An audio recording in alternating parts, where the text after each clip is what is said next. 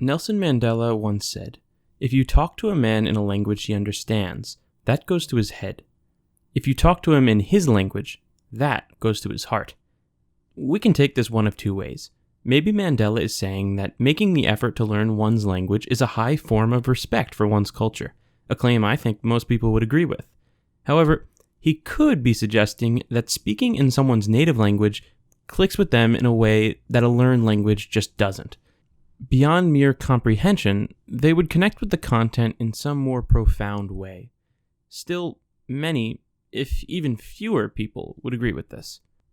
Charlemagne said, "To speak another language is to have another soul." The essence of this quote is much clearer. He contends that there is something very special about knowing a second language, but beyond that, he's suggesting that a second language grants someone a new identity. Of course, he's not speaking literally, but his argument quite literally is that knowing a second language provides that person with an entirely new worldview. Is it true that one's language affects their worldview? Whether it be Mandela's heart quote or Charlemagne's soul quote, both speak to a controversy within linguistics called the Sapir-Whorf Hypothesis. In short, the Sapir-Whorf Hypothesis, also known as linguistic relativity, posits that language affects worldview. That is, people's perspectives on the world are relative to their native language. The hypothesis usually takes one of two forms. The first is linguistic determinism, strong Whorfianism, or some related term.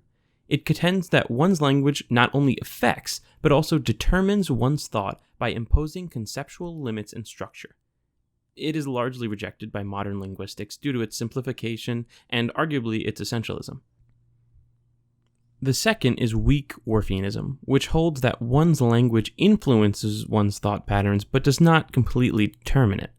Just how much influence it has is hotly debated in linguistic circles. Either way, each of these versions of the theory supposes that language affects thought. Maybe the most common vestige of Whorfianism is the claim that the Hopi indigenous people of North America have no concept of time. You may even have heard of this. The claim originated from none other than Benjamin Lee Whorf, who, fun fact, has a linguistic theory named after him. In the 1940s, he wrote that the Hopi language has, quote, no words, grammatical forms, construction, or expressions that refer directly to what we call time, end quote. Because he was a linguistic relativist, he took this to believe that the Hopi had no concept of time, at least one comparable to ours. Whorf developed the following maxim. Because the Hopi language lacks grammatical structures referring to time, the Hopi people must not have a concept of time. More broadly, this deterministic proof can be presented as, if language A has, or does not have, feature X, then Y must be true about the speakers of language A. This claim has been accepted with open arms by the pop science community, as well as other linguistic determinists. Unfortunately for Whorf, in 1983, linguist Eckhard Malotki published a study which found that there are hundreds of grammatical structures in the Hopi language that express time. Therefore, the antecedent of Whorf's maxim is false, and so is the conclusion. Of course, the Hopi have a sense of time, even if it is expressed in ways not immediately familiar to the Indo-European ear. They don't, and have never had any issue differentiating between the past, present, and future, as Whorf's words may have suggested. While this invalidates Whorf's Hopi claim, it still leaves the claim of linguistic relativity up in the air. In order to come to a conclusion, let's take a look at the claims and conclusions of the Whorfian hypothesis. In John McWhorter's The Language Hoax, Why the World Looks the Same in Any Language, the skeptic lays out a case against the hypothesis. In the book, McWhorter takes a case study into consideration. He looks at the Tayuca language of the Amazon, which has a plethora of evidential markers, or pieces of words that denote how a speaker knows certain information, similar to must in the English sentence, they must have seen the tower. That word solely function as an evidential marker in that case. So McWhorter on page 38 gives us a couple examples of how the Tayuca do it. Those suffixes explain how the speaker knows the information. Given the Tayuca's expansive inventory of evidential markers, a Whorfian might be led to conclude that they are more in tune with the sources of their information. Perhaps it is something about living in a rainforest environment that requires them to be more vigilant with their information. It begs the question, does having evidential markers in a language make its speakers more sensitive to where the information comes from? Relativists and Whorfians alike would likely say yes, but science would disagree with that, according to McWhorter.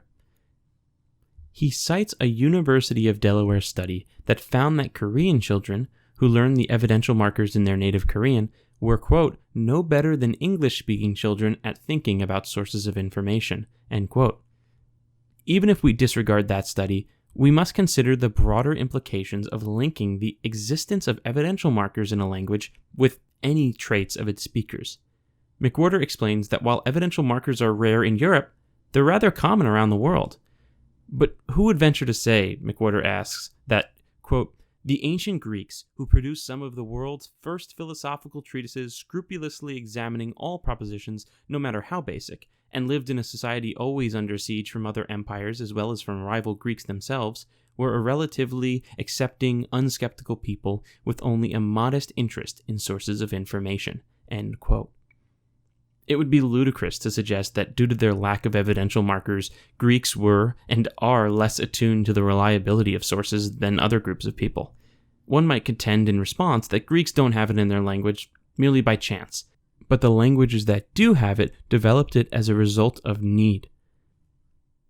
But why then, McWhorter asks, does Bulgarian, a language with evidential markers, have more of a need for them than its neighbors? Surely one would not argue that they have more of a need to be attuned to the veracity of claims than the Polish or the North Macedonians. We can see how, if taken seriously, the Whorfian hypothesis leads us to silly conclusions, but they can also be harmful. By congratulating the Tayuka on their evidential markers, we're implicitly applauding the supposed intelligence endowed just by their having them. We are saying that they're more skeptical, thus more intelligent than those without the grammatical feature. While this may be positive if starved of context, we run into issues when we look at who doesn't have evidential markers. For example, they're nearly unheard of in Africa and Polynesia. Thus, by connecting a grammatical feature of a language to a certain cultural or even intellectual concept, we've managed to applaud a group of people while denigrating another. It's after this realization that McWhorter writes that we actually do have a coherent explanation for why we find evidential markers in some languages and not in others. It, quote, is not based on cultural needs. The explanation is, quite simply, chance, end quote. We've examined the shortcomings of Whorfianism, but what are its strengths? As we referenced earlier, the softer version of the hypothesis still carries weight today, even in legitimate linguistic circles. You may have heard that the Russian language has two completely different words for what we call light and dark blue. An MIT study set out to determine what, if any, advantage this distinction may have for Russian speakers in identifying different shades of blue. In essence, they wanted to see if having two separate words for light and dark blue affected the thought patterns of Russians. The study found that Russians did indeed discriminate between the colors quicker than English speakers did. Hence the research article's title, Russian Blues Reveal Effects of Language on Color Discrimination. So, isn't this conclusive proof of the Sapir-Whorf hypothesis? Doesn't this prove that language affects thought? Well, let's dig a bit deeper. The difference between the English speakers and the Russian speakers was a whopping 124 milliseconds. Far from demonstrating a different worldview, this highly controlled study found minute differences in thought ostensibly due to the language. But that difference should not be construed to mean more than its immediate significance. In this case, the key task for linguists and science-minded people in general is not to confound the findings of this study with the broader maxim that because Russian has different words for what we call light and dark blue, they must see the world fundamentally differently.